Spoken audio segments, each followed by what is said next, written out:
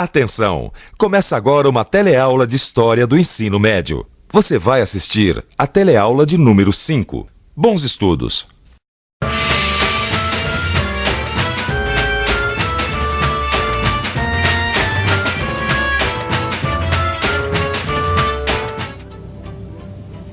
Eu sou do signo de Touro. Quero dar uma olhadinha como está o meu horóscopo aqui nesse jornal. Os taurinos estão mais leves, inteligentes, atraentes e originais. Estarão também hábeis na arte de ganhar dinheiro e vantagens sociais. Tá bom. Você acredita em horóscopo? Mesmo quem não acredita em horóscopo costuma dar uma olhadinha no horóscopo dos jornais. Vamos conferir? Você costuma às vezes consultar o seu horóscopo no jornal? Ah, sim. Consulto. Você tem ideia de onde vem esse costume de consultar os astros? Não tenho. O costume de consultar os astros é muito antigo, começou na Mesopotâmia e é exatamente este o tema da nossa teleaula de História Geral de hoje. Você vai conhecer uma região onde muitos povos viveram, construíram e conquistaram impérios e onde estão as raízes de uma cultura que é nossa também. E vamos começar a teleaula de hoje com uma pergunta. O que quer dizer Mesopotâmia? Mesopotâmia é uma região do atual Iraque, que significa região entre rios. Entre os rios Tibre e Eufrates, se eu não me engano.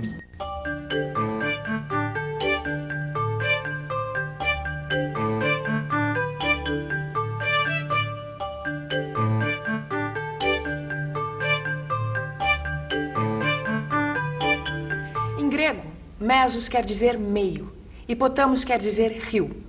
A junção das duas palavras deu Mesopotâmia, ou seja, região entre rios. A Mesopotâmia fica no extremo oeste da Ásia, entre os rios Tigre e Eufrates. Essa região é conhecida como Oriente Médio, diferente do Extremo Oriente, onde ficam a China e o Japão. Os rios Tigre e Eufrates nascem nas montanhas da Armênia, percorrem a Mesopotâmia e desembocam juntos no Golfo da Pérsia. Bagdá, Iraque. Queridos pais, já comecei a trabalhar nas sondas de petróleo. Quem vê a Mesopotâmia hoje não imagina que ela possa ter sido tão importante no passado. Apesar de possuir uma das maiores reservas de petróleo do mundo, é uma região pobre, estéril, coberta de pântanos e deserto. Mas nem sempre a Mesopotâmia foi estéril. Os vários povos antigos que habitaram a região construíram uma grande rede de canais para aproveitar as enchentes dos rios. Eles cultivaram cereais, frutas e criaram gado. Essa terra fértil estava cercada por países pobres e desérticos. A Arábia ao sul, o Irã a leste, a Armênia ao norte e o deserto da Síria a oeste. Não foi à toa que todos os povos da antiguidade quiseram ser donos dessa rica terra. A disputa pelo poder da Mesopotâmia se deu basicamente entre dois grandes grupos de povos, os árias e os semitas. Esses povos não eram tão diferentes do ponto de vista de raça, e sim de língua. O grego e o latim são línguas que vieram dos árias. O hebraico e o árabe vieram dos semitas. 3500 a.C., um povo chamado Sumério vem da região do Cáucaso, invade a Mesopotâmia e domina seus primeiros habitantes, os elamitas. No sul da região, os sumérios se fixam. Para eles, acabou a vida nômade de deslocamentos constantes. Os sumérios criaram um modo de vida que seria adotado por todos os povos que conquistaram a região depois deles. As cidades-estado faziam parte desse modo de vida. A cidade-estado tem o seu próprio governo e funciona como um pequeno país. A cidade-estado suméria era governada por um rei sacerdote, o Patesi. Ele era o representante dos deuses entre os homens. Olha, Gil, o Vaticano é um exemplo moderno de cidade-estado. Tá vendo? Ele funciona como um país independente, só que fica dentro de Roma, na Itália. Mas, Vicente, me diz uma coisa. O Patesi do Sumério não é equivalente ao Papa no Vaticano? Porque, mais ou menos. Ele era o representante dos deuses entre os homens, não é isso? Tudo bem. Assim como o Papa é representante do Deus dos católicos aqui na Terra. O negócio é que o Patesi também administrava a cidade, coisa que o Papa não faz. Ah, mas vem cá. E os sumérios, além de criar cidades e estados, o que eles fizeram, hein? Os sumérios drenaram os pântanos, construíram diques e canais para aproveitar a água dos rios Tigre e Eufrates. Levaram a agricultura para a Mesopotâmia. Por causa disso, a região logo se transformou no celeiro do mundo.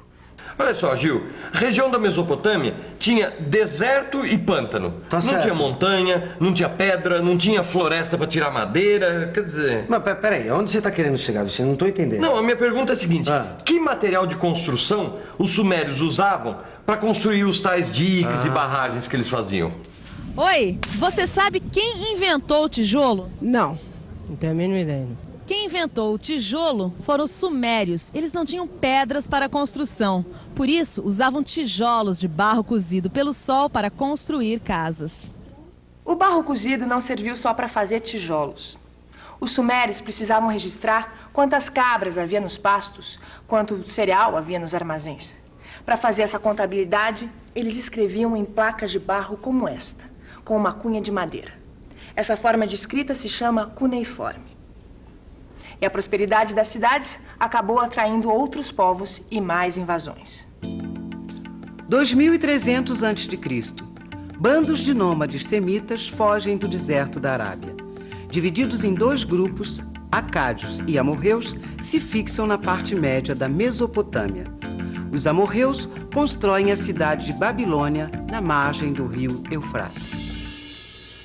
2100 a.C. Os 2 grupos semitas entram em choque. Os amorreus da Babilônia dominam os acádios e unificam a Mesopotâmia, sob o poder do guerreiro Hammurabi. Hammurabi começa a construção de uma imensa muralha em volta da Babilônia. Além de guerreiro, Hammurabi era também legislador. Gravado nesta coluna, em escrita cuneiforme, está o famoso Código de Hammurabi. Dê só uma olhadinha.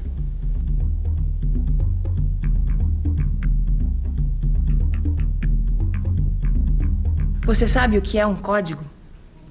Código Civil Brasileiro, Código Eleitoral, Código de Defesa e Proteção ao Consumidor. Mas afinal de contas, o que é código? Ah, não sei. É um conjunto de leis. Um código é um conjunto de leis. Um código é um conjunto de leis. Elas dizem o que as pessoas podem ou não podem fazer. O Código de Hammurabi foi o primeiro código social e político da antiguidade. O Código de Hammurabi se baseava no princípio olho por olho, dente por dente. Se alguém matasse uma pessoa da minha família, eu tinha o direito de matar uma pessoa da família dela. Hoje em dia, nós não resolvemos mais os conflitos de interesses fazendo a justiça com as próprias mãos. Esse poder pertence ao Estado. Mas enquanto a Mesopotâmia progredia, as guerras de conquista continuavam. Agora é a vez dos árias. 1900 a.C. A região dos semitas é invadida pelos hititas que vêm do Cáucaso. Os hititas arrasam a cidade de Babilônia, seguem viagem e acabam se fixando na Ásia Menor. Em seguida, vêm os mitânios, que se fixam ao norte, e, na sequência, os cassitas. Os cassitas vão dominar toda a Mesopotâmia por mais de 6 séculos. Os árias só conseguiram tomar a Mesopotâmia dos semitas porque tinham 2 trunfos, o ferro e o cavalo.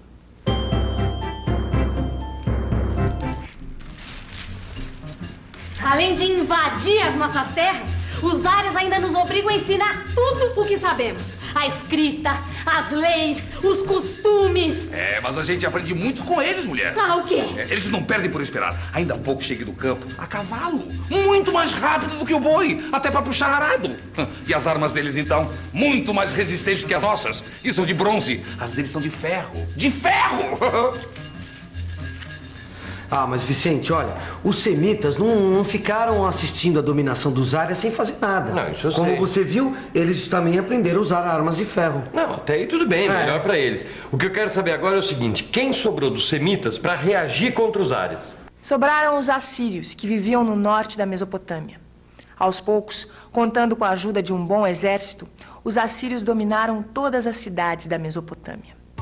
Os assírios conquistaram um grande império, que ocupou desde o Golfo da Pérsia até o Mar Cáspio, desde o Mar Mediterrâneo até o Planalto do Irã, inclusive o Egito.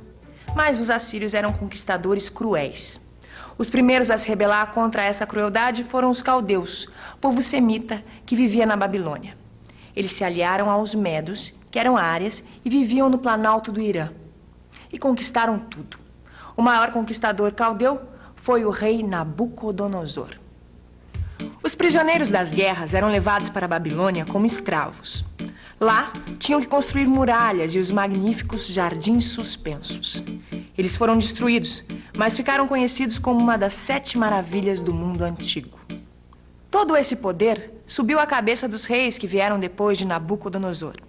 Eles começaram a relaxar com a segurança. Resultado, os persas, outro povoário de onde hoje fica o Irã, capturaram a Babilônia. E a Mesopotâmia virou uma província do vasto Império Persa, comandado pelo rei Ciro. Mas todos os povos que dominaram a Mesopotâmia adotaram o modo de vida dos sumérios. Aprenderam a plantar e colher. Fizeram obras para controlar e aproveitar as enchentes e usaram a escrita cuneiforme. A forma de governo também era a mesma. O rei representava o deus da cidade na terra e tinha poder absoluto. Os territórios que formavam o império podiam ser de 2 tipos: províncias submetidas e províncias vassalas. Veja como era a vida nessas províncias. Oh, meu irmão. E então, como é que tá a tua província? Tornou-se uma província submetida, meu irmão. Agora os persas mandam em tudo por lá. E a sua? Uma província vassala. Quer dizer, a gente mantém o nosso próprio governo, mas não precisamos mudar os nossos costumes, nem falar a língua deles, nem rezar pelos deuses deles. Deve ser melhor do que morar numa província submetida. É, mas nem tanto. A liberdade é vigiada, temos que pagar impostos em ouro e soldados. Nada é perfeito. Fosse como fosse, sempre existia uma casta governante que dizia o que o resto das pessoas tinha que fazer. Os sumérios obedeciam aos juízes, os assírios aos militares e os caldeus aos sacerdotes. Além da classe que mandava, havia uma corte de nobres que eram descendentes das famílias mais antigas. Os homens livres, lavradores e soldados, e os escravos, quase sempre prisioneiros de guerra. Todas essas categorias estavam no Código de Hammurabi. Graças ao código, os povos da Mesopotâmia não dependiam totalmente da vontade dos governantes. Os mesopotâmios não dependiam totalmente da vontade dos governantes. Eles acreditavam depender da vontade dos deuses. Eles eram politeístas. Mas a Igreja Católica é monoteísta ou politeísta? Monoteísta. É monoteísta que acredita em um só. Monoteísta é quem acredita que existe só um Deus, como os católicos. E politeísta é quem acredita na existência de muitos deuses.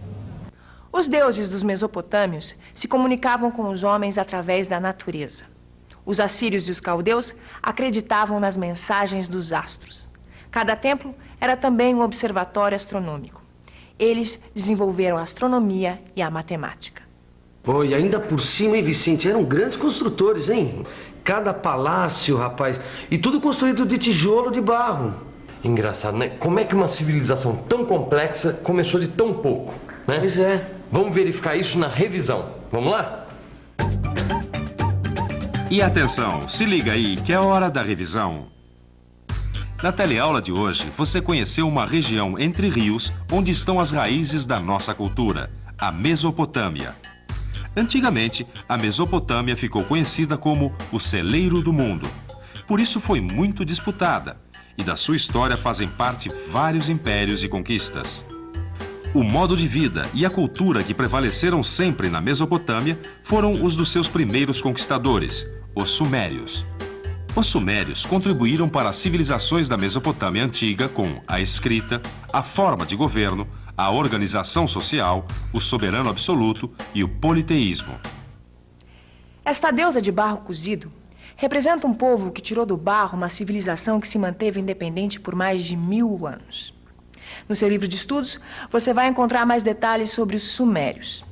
Conheça as nossas raízes e até a próxima teleaula.